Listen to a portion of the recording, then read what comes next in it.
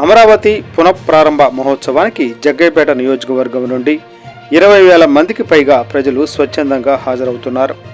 MLA Sriram Rajagopal తాతయ్య ఎన్టీఆర్ జిల్లా జగ్గయ్యపేట నియోజకవర్గం నుండి బయలుదేరి అమరావతి పునర్నిర్మాణ శంకుస్థాపన మహోత్సవానికి ప్రజలు వేలాదిగా తరలి వెళ్తున్న బస్సులకు జెండా ఊపి ప్రారంభించిన ఎమ్మెల్యే శ్రీరామ్ రాజగోపాల్ తాతయ్య, శ్రీరామ్ చిన్నబాబు అనంతరం బస్సులోకి ఎక్కి మీటింగ్కి వస్తున్నటువంటి వారితో మాట్లాడి ఎండకు తగిన జాగ్రత్తలు తీసుకోవాలని వారికి సూచించారు. అనంతరం ప్రథమ చికిత్స కేంద్రాన్ని సందర్శించారు.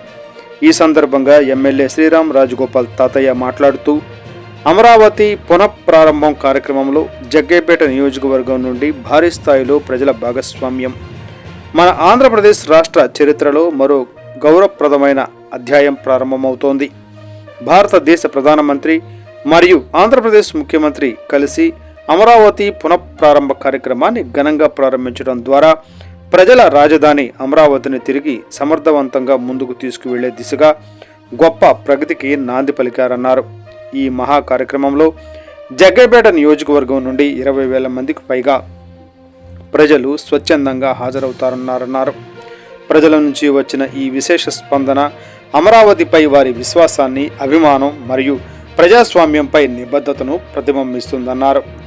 ప్రతి ఒక్కరి సౌకర్యార్థం రవాణా, ఆహారం, త్రాగునీరు, వైద్య సదుపాయాలు, అత్యవసర సేవలు వంటి ఏర్పాట్లను సంబంధిత పాలనా శాఖలు సమర్థవంతంగా నిర్వహిస్తున్నాయి అని అన్నారు. నియోజకవర్గంలోని ప్రతి మండలానికి ప్రత్యేక సమన్వయ కేంద్రాలు ఏర్పాటు చేయబడ్డాయి. ప్రజలు గాఢమైన నమ్మకంతో ఉన్నారు. మన ముఖ్యమంత్రి దూరదృష్టితో కూడిన నాయకత్వంలో అమరావతి దేశంలోని అత్యుత్తమ రాజధానిగా రూపుదిద్దుకుంటుంది. ఇది కేవలం నిర్మాణ ప్రణాళిక కాదు, ఇది ఆంధ్రప్రదేశ్ రాష్ట్ర పునర్నిర్మాణానికి ప్రజల భాగస్వామ్యంతో సాగే విప్లవాత్మక యాత్ర అని అన్నారు.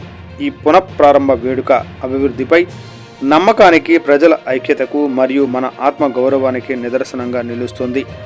అమరావతి ఇది కేవలం భౌగోళిక రాజధాని కాదు, ఇది ప్రతి ఆంధ్రప్రదేశ్ పౌరుడి గుండెల్లో నిలిచిపోయే ప్రజల రాజధాని అని అన్నారు.